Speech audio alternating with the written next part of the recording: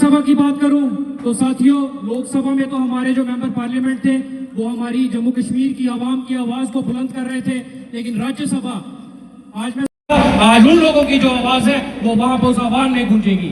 मैं साथियों ज्यादा बात अपनी है, मैं इतना ही कहते हुए अपनी बात को खत्म करूंगा, क्योंकि हमारे सीनियर साहब जनाब सुनील वर्मा साहब से जो अपनी बात रखते हैं।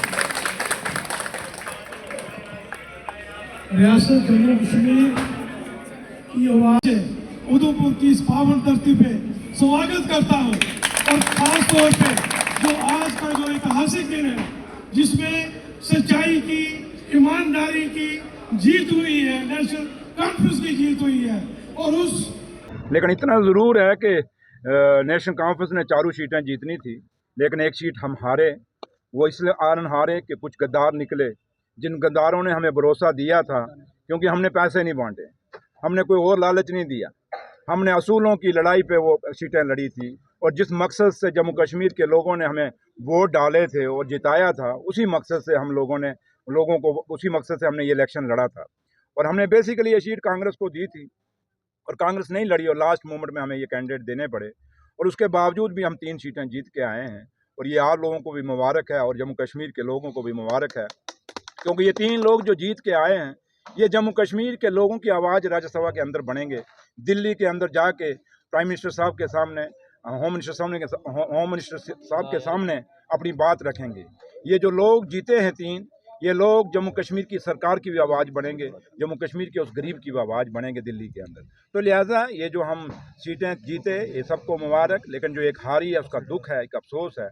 और हम सुनते थे लोगों से कि बीजेपी वोट खरीदती है, वोट चोरी करती है। लोग कहते थे कि हम जम्मू कश्मीर के लोग नहीं मानते थे, लेकिन इस बार साबित हुआ इस इलेक्शन में कि सचमुच बीजेपी वोट चोर का है और वोट चोरी करती है। चाहे वो किसी भी आपके पैसे से दी, कैसे किया, मैं नहीं कहूँगा, बट जैसे भी हुआ, बट वोट तोड़े गए। अगर उनके पास 28 वोट थे, बाकी वोट कहाँ से आए, ये सवाल उनके अपने खड़ा किया हमने। और ये लॉलीपॉप पार्टी हमें सबक सिखाती है, हमें मर्यादा सिखाती है, हमें असूलों की बात सिखाती है। मेरे ख्याल ये मर्यादा, ये असूल का जो सबक है, ये जो मास्टरी करते हैं, इनको हमसे सीखनी चाहिए कि हमने पैसों की बार्गेनिंग नहीं की, हमने कोई दूसरा लालच नहीं दिया। अगर शायद लालच देते तो शायद हमारे, और उमर साहब ने फर्स्ट डे ही कह दिया था कि बीजेपी हॉर्स ट्रेडिंग कर रही है, और बीजेपी ने हॉर्स ट्रेडिंग की अपना नमूना भी दे दिया और साबित भी कर दिया। तो इसलिए ये आपके सामने खुली गई। चौथी सीट जो है वो उनके देखिए, सांठगांठ तब होती है कि जब हमारी पार्टी के लोग वोट डालें। हमारी पार्टी को विप था, और हम लोग जो इवन के मैंने भी जो उमर साहब ने वोट डाला, मैंने डाला, जो हमारा अंदर पोलिंग एजेंट था उसको दिखाते थे जाके कि भाई ये वोट हमने डाला है। इसलिए जो पार्टी जिसको बीजेपी के खिलाफ, आज आपके सामने मैं बातें रख रहा हूँ, बोल रहा हूँ कि ये करो ये करो, अगर मेरी सांठगांठ हो तो मैं क्यों बोलूँगा? अगर मेरी सांठगांठ होती तो मैं बातें इतनी ना बोलता, सच्चाई ना बोलता, तो मेरी सिक्योरिटी विड्रा ना होती, मेरी ये गाड़ियाँ मोटरकेड ना काटा जाता।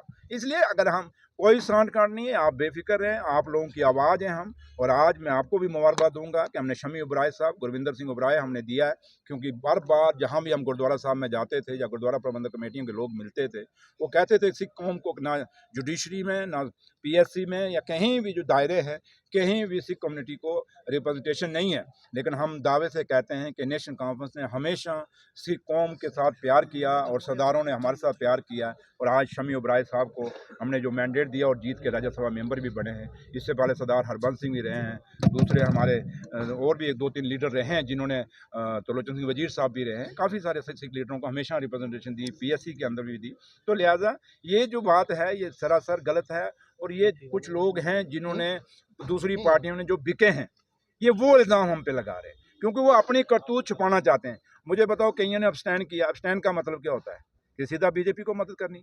तो इसलिए चाहे वो किसी भी पार्टी के अंदर से लोग बिके तो हैं, लेकिन आप लोग पत्रकार हैं, आपने खुद इसकी, आप खोजी पत्रकार बनिए, थोड़ा सा आप जानिए और इसमें घुसिए और देखिए, आपको नाम पता चल जाएंगे। फिर आपको पता लग जाएगा कि क्या नेशनल कॉन्फ्रेंस का कोई अलायंस है। इसलिए कोई अलायंस नहीं। अगर अलायंस होता तो हम नौशहरा में नगरोटा में अपना कैंडिडेट ना देते, क्योंकि हमने कांग्रेस को कैंडिडेट दिया, कांग्रेस को वो मैंडेट दिया था। हमने कहा कांग्रेस लड़ेगी, हम सपोर्ट करेंगे। जब कांग्रेस नहीं लड़ी, फिर लास्ट मोमेंट में हमें शमीम अख्तर मैडम, जो हमारी जो डीडीसी मेंबर है वहाँ से, वो खड़ी करनी पड़ी। और अच्छा उसकी असर रसूख है, और हमें उम्मीद है पूरा, जैसे पहले भी था और पूरा, क्योंकि मैं अभी आया हूँ तो मैं नगरोटे के लिए जा रहा हूँ। सिर्फ मैंने यहाँ थोड़ा सा रुकना था डाकमल ने, तो कुदरती आप लोगों से मुलाकात हो गई और इन अपने वर्करों से भी, तो लिहाजा कोई अगर अलायंस होता तो हम वहाँ कैंडिडेट ना देते, हम उसको सीट को छोड़ देते। लेकिन हम बीजेपी को बिल्कुल आसान सा रास्ता नहीं देंगे, हम उसके लिए लड़ेंगे, झगड़ेंगे। और मुझे जो तिकोना मुकाबला बन रहा है, जब फोर्थ कॉर्नर बन रहा है, हमें पूरी उम्मीद है हम मेहनत करेंगे और ये सीट हम जीतेंगे। और देखना अगर हमारी अंडरस्टैंडिंग हो तो मैं क्यों जाऊँ वहाँ जलसा करने, और सब कुछ ठीक रहा तो शायद उमर साहब या फारूक साहब भी वहाँ जलसा करने आएंगे। इसलिए बहुत जोर से वो इलेक्शन हम लड़ेंगे नगरोटे वाला। इसलिए आप ये कभी भी क्वेश्चन डजंट राइज, हम सरकार छोड़ सकते हैं लेकिन बीजेपी के साथ अलायंस नहीं कर सकते।